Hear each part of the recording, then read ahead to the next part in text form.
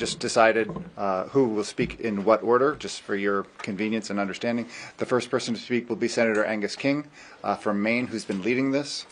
He is co-chair of the United States Senate Arctic Caucus, which he joined with Senator Lisa Murkowski, Republican from Alaska, who will be speaking after him. And after that, it will be Senator Gary Peters. And then after that, it will be Senator Maggie Hassan.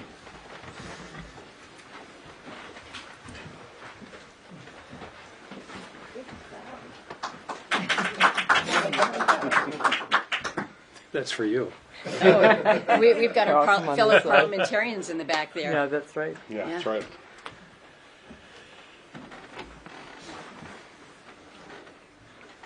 Well, we've had a very productive and informative trip to Greenland over the last 3 days. We started up north at Pituffik Space Base. We've been here for the last couple of days meeting with public officials. We just met with the Prime Minister, meeting with the Foreign Minister later this morning, met with parliamentarians, the ICC. So we've had a lot of learning on this trip. I should tell you a little bit about who we are. We're 4 senators from the northern tier of states, Alaska, Michigan, New Hampshire, Maine, all of whom have had a long-term and consistent interest in the Arctic and in Greenland, going back before the recent events. This is my second trip. Lisa Murkowski has been here so many times they think of her as a local. But I think it's important to emphasize that this is not our first foray into the Arctic. In fact, we have been beating the drum for at least 10 years about the strategic importance of the Arctic in terms of global competition, and that there should be an Arctic strategy, and that we should be working with the nations, the Arctic nations, particularly those that are members of NATO, all of whom are members of NATO, to provide security to the high north. So that's the sort of context of our trip. Secondly, I think it's important that part of our message to the Greenlandic people is respect, and respect for the people of Greenland's integrity, their interest in managing their own affairs, their work with the Kingdom of Denmark, and that's an important part of the message that we bring. That many of those, I would say a majority in the United States Congress, as well as our citizens, are very supportive of Greenland.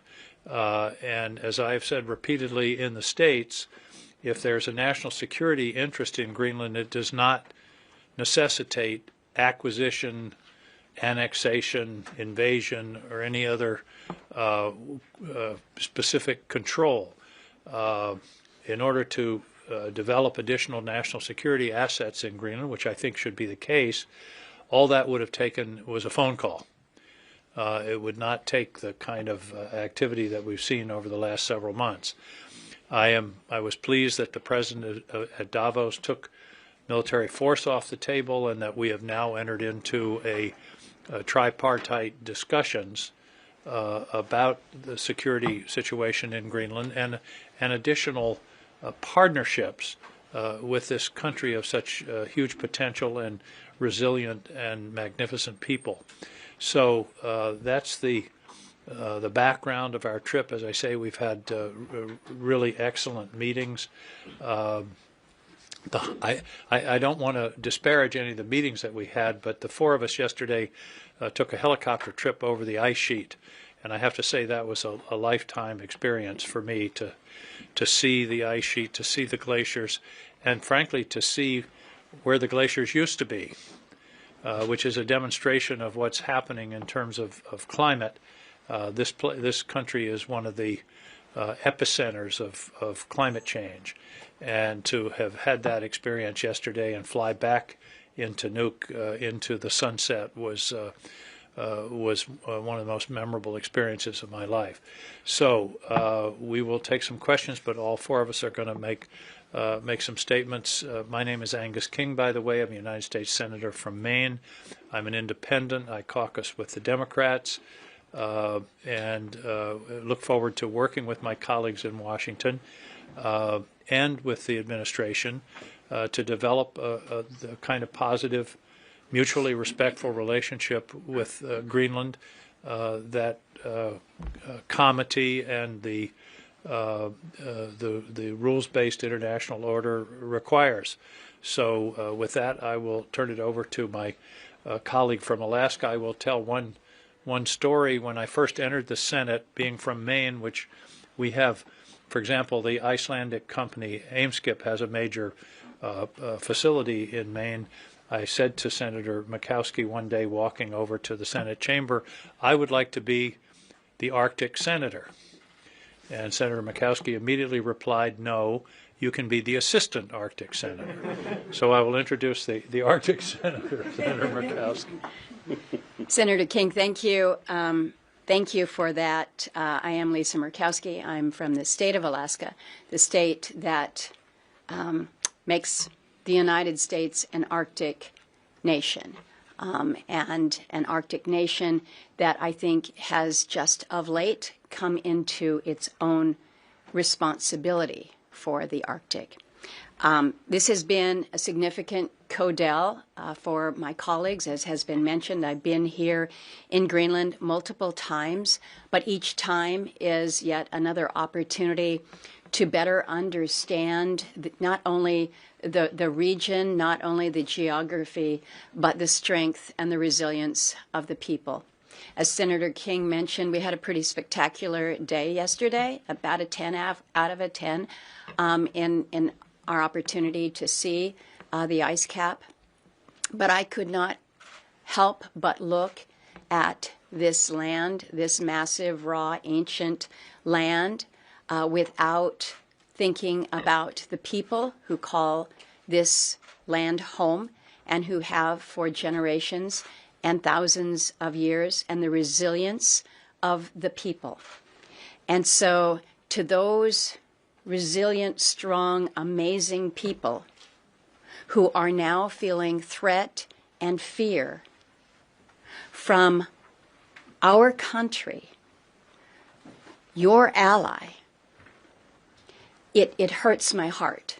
It hurts my heart to know of the anxiety and the concern that you and your families face as you feel this time of unsettledness and what that must mean.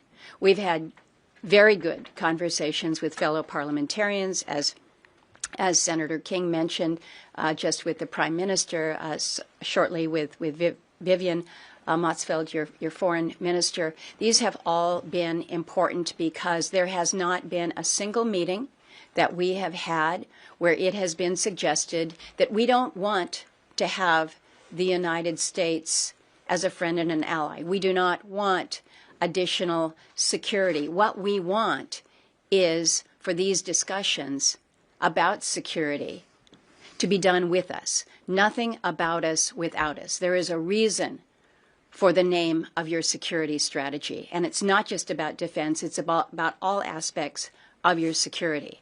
And so recognizing the sovereignty, recognizing the autonomy of the Greenlandic people is something that we have an obligation as your friend and your ally to work towards addressing.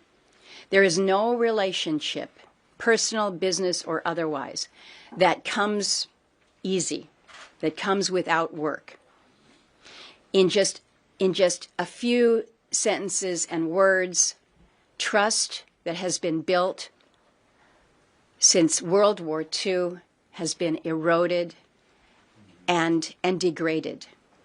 We need to work to rebuild that trust. That's why you see members of Congress that are here to remind you that, yes, our president may make certain statements, but we also, as Congress, have a role. We have a system of checks and balances. So how we exercise that, I think, is important for Greenlanders to know as well, whether it is through the power of appropriations and authorizing or not authorizing spending, whether it is the value of exchanges that is so important in understanding one another. Know that your Congress our Congress has a role in how we move forward with our friends in Greenland. I will end with one comment. We talk a lot about the transatlantic alliance and what that means from a NATO perspective and how important it is to continue that. I think more of the alliance as being a trans-Arctic alliance and what we as Arctic nations can be doing as we build the strength and security that benefits Greenland, that benefits the Kingdom of Denmark, that benefits Alaska and the United States. There is a shared interest that we must work together towards, and it begins and it ends with constructive, respectful dialogue. And I'll now turn to my colleague, Senator Peters. Thank you. I'm Gary Peters, Senator from Michigan. This is my first trip to Greenland, and I'll concur with my colleagues. It's been just an amazing trip. Not only a beautiful country, but the people that we've had a chance to meet and get to know have treated us like family, and I believe it is mutual. I mentioned I come from Michigan. I will just say for the record, it's actually colder in Michigan than it is in Greenland here now. So I wanted to escape the cold of Michigan to come north, and it has been a fabulous experience. In Washington, I serve as the ranking member on the Homeland Security Committee. I'm also a member of the Armed Services Committee. So every morning when I wake up, I think about trying to keep the United States and the American people secure. And when we think about security, to me, there are really three core elements that keep us secure. One, we need to have a strong economy. We want to be financially secure. We want a strong military to keep us secure. But the third element is absolutely essential, and that means we have to have friends. You can't just have two of the three. You need all three. You need a strong military, you need a strong economy, and you need friends. And the people of Greenland are our friends. The people of Denmark are our friends. And when you have friends, you respect that relationship, you trust each other, and that's what we have to do as a country. Unfortunately, we have a president that has broken that trust. I think, in a significant way, and we now have to repair it. And that's why the four of us ventured up here for this trip, is to show that we care about the relationship between the people of Greenland and the people of the United States. We consider you friends. We want you to consider us your friend. We know that trust has been stressed, and now it's our opportunity to build that trust once again so that we can continue to have this strong friendship. So this is a first step, one of many steps. But my message to the people of Greenland: know that you have many friends in the United States. In fact, the vast majority of Americans believe that you are indeed our friends, and we need to treat you with the respect and trust that we know each of you deserve. I'll now hand it over to Maggie Hassan from New Hampshire. Thank you. Well, as Gary said, I'm Maggie Hassan, Senator from New Hampshire. It is also colder in New Hampshire right now than it is in Greenland. First of all, just to the Greenlandic people, to all our hosts here, thank you for your hospitality. It becomes very clear, and this too is my first visit to Greenland, when you get here, how strong, how resilient, how warm, and how creative the people of this wonderful country are. And so we are very grateful for the welcome we've received. I will echo what my colleagues have said. I serve on the Homeland Security Committee as well, and I would analyze what it takes to be a secure nation just the way my colleague Senator Peters just did. But I think it's really important for the Greenlandic people to know that I come from a state known for its citizen participation. Some of you may have heard of the first in the nation New Hampshire primary. We are a small but mighty state of 1.4 million people, but we have 400 state representatives at the state level, and that is because we believe that every citizen has a role to play, and we take our civic duty very, very seriously. And what I want you all to know is that from every corner of my state, from every political perspective, including people who are not at all politically aligned with me, What I am hearing is Greenland is our friend. Why would the president say what he is saying?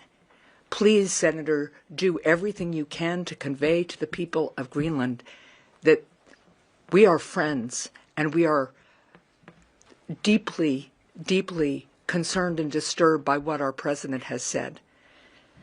I tell you that because I want the people of Greenland to know how my constituents feel and how almost all Americans that we are speaking to feel. But I also tell you that because there's a famous saying in the United States, the most important and difficult political job is that of private citizen. And the citizens of the United States are mobilizing on this issue as well as many others in a way I haven't seen in decades. And they are mobilizing because they understand right now that they need to reach out and they need to create the bonds of friendship and the bonds of freedom that have joined Greenland and the United States now for 80 years. And I will close with this. I'm the daughter of a World War II veteran, as is Senator Peters. My dad taught me that freedom was everything. He survived the Battle of the Bulge. He came back to the United States so grateful for having survived it, but also with a deep understanding of how important freedom is and how important it is that we are all determined to preserve it. And I know you all are too. That's what binds us, and that's why we're going to move forward together, work to repair the trust that has been broken, find new partnerships and new ways of working together so that we can all be strong and free together. Thank you. I think we have time for a few questions before we meet with the Foreign Minister. Yes, ma'am. From the New York Times, really nice to see all of you, and thank you for doing this. I think that the Greenlanders have two questions right now in order to find some calm and rebuild the trust. That would be really great to get as clear as possible of an answer to. First of all, what do you know about the negotiations going on right now? We don't know much except that they have been respectful and that they are focusing on the right issues, which is security. But I think there's only been one or two meetings, so I think it's still very preliminary. But I think the president's change of rhetoric at Davos reflected to some significant extent what we've seen among our constituents and the political atmosphere in the United States, where there was little or no support for this idea that he had. In addition, I think it was important that the allies made it clear that they weren't supportive. So the short answer to your question is I don't really know a great deal about the negotiations, but my understanding is that they've been respectful and so far positive. Second question. If I can just add a little to that, because we have had an opportunity to meet with the Prime Minister, and in meetings with other officials here in Greenland, nobody has said that they think that the meetings are not including them in a way that is meaningful. And so we haven't heard anything to the negative, which I think is as important as understanding what may or may not have been said. But it's clear to me that the Greenlanders feel that they have a meaningful seat at the table. Thank you. Yes, ma'am. Sorry, can you guarantee that the president will not change his mind? That was one of the first questions we got yesterday. The answer is no.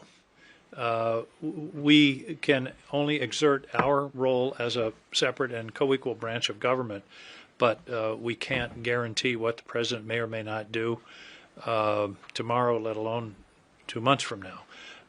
On the other hand, we do have some control. Senator Murkowski mentioned through the appropriations process, for example. So the answer is no guarantee, but right now I think our feeling is that the immediate crisis has passed, and these security arrangements that are being discussed, I think, will be fruitful. My frustration is that if the president's concern was national security in the Arctic, those concerns could have been allayed with a phone call to the Greenlandic people, to the Prime Minister and to the Kingdom of Denmark a year ago, or 6 months ago, or 2 months ago. But I wish I could provide a guarantee, but I can't. Got one more, I think. Yes, ma'am. Sir, during your stay in Greenland, there are really many Chinese and Russian vessels around the island, according to President Donald Trump. And that's not true. We've determined that that's not true. Thank you. That was one of our questions, and it's not true. And it's also not true that the Greenlandic defense consists mostly of sled dogs. We met yesterday with the Joint Arctic Command, and they have significant resources. And between the Kingdom and Greenland, there's I think $14 billion of national security investment taking place in this country. So the two statements that somehow Chinese and Russians were circling the island, were present in the oceans, our information is that that's not true, and that the security arrangements are very strong and getting stronger. Sir. Greenlandic Broadcasting Corporation. I have a question for you, Senator Murkowski. Why don't we see more Republican senators express your view and visit Greenland, as you said to us a couple of months ago? I'm going to encourage all senators, all members of the Congress to visit Greenland to understand better not only Greenland, but again, how this trans-Arctic alliance is so significant to us in the United States. You're asking about specific party. I was with a delegation in Copenhagen just a couple of weeks ago. There were a couple Republicans on that visit. There is there's just a demand on time. We get that.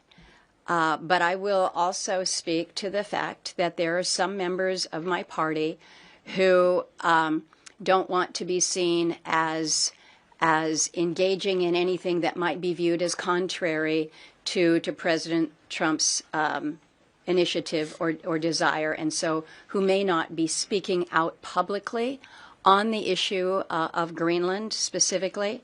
But I will tell you, I have had more than my share of conversations with fellow Republicans who have said there is a red line when it comes to occupying, owning, controlling, taking over Greenland. Greenland, again, is our friend. They are our ally. We are a NATO partner. We do not take over. We do not invade our NATO allies.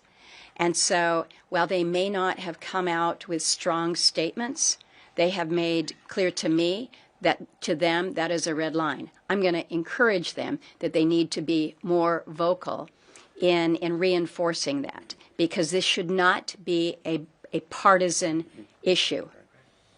Sovereignty, respect for the sovereignty of another nation, respect for our NATO allies, that should not be Democrat, Republican. It should be just pro-democracy.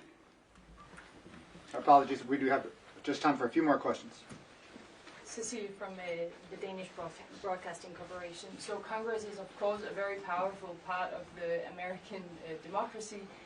But I think as a European right now, there is a sentiment that maybe it can be bypassed by the president. Is that a threat that you take seriously? Yes. This president has acted unilaterally in a great number of areas. In fact, there are only two major pieces of legislation that have been passed in the first year of his administration. All the rest of the activities of the administration have been largely unilateral. And I believe that the Congress has abdicated its responsibility to be a co-equal branch of government. And this is something that's going to be worked through as we work into the remainder of this administration, and particularly we have midterm elections coming up in something like 9 months. I think the people will have something to say about that. The framers of our Constitution very deliberately separated power because of their concern, based upon human nature, that when power is concentrated in one set of hands, it will almost inevitably be abused. And we have been, unfortunately, living that for some time now, and proving the framers' wisdom day by day. But it's time for, I believe, for the Congress to reassert itself, not necessarily because it disagrees with the President's priority, but because the separation of powers is a fundamental, it's not a bug in our system, it's a fundamental feature of our system, which, frankly, I believe our Congress has not lived up to that responsibility. But again, the answer to your question is yes. Keep in mind that the Congress is there, the executive is there, but the judiciary, the judicial branch is extraordinarily important in this regard. And I'll give you a specific case in point that relates directly to the situation here with Greenland. You'll recall prior to the President making the statement as he did in Davos, where he took off the table this notion that there could potentially be a military takeover, military use of force with Greenland. It was the discussion of tariffs, wasn't it? He was going to impose tariffs arbitrarily on those countries that had sent individuals, even if it was just two members of their military, to come to Greenland for what? To provide for additional security. So it was seemingly inconsistent as to why he was imposing them, other than to assert his level of influence. The problem that he has with that is that his ability to exert tariffs in this way has been challenged not only in the Congress, where myself and a good handful of other Republicans challenged that, but more importantly by the courts. And that is in the process of going through the Supreme Court now. As most observers would suggest, it appears that the administration's assertion of the President's authority in that is not on very sound footing. And so you recognize that we have a role in the Congress, but the judiciary is, you can call them our backstop, or you can call them the next check, but it all comes together when we assert our authority. Right, and I would just add to that, what doesn't make the news very much is how many of the President's actions have been challenged in court, and how generally the challenges to those actions have resulted in rulings against the President. What has happened a lot is after the President is ruled against, the administration just drops out of the case, and so money starts flowing the way it should again. So I want people to know that it's not just action at the Supreme Court, which I have my disagreements with at times. We all do. That's the nature of our system. But at the lower level federal courts, we are seeing challenges to the President be successful a large percentage of the time. I'm sorry, we need to wrap it up. We have a very important meeting that we're already running a couple minutes late for with the Foreign Minister. Thank you all very much. Thank you all very much. Thank you for being here. Thank you.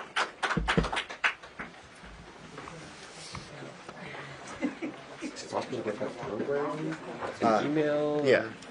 Let me do it.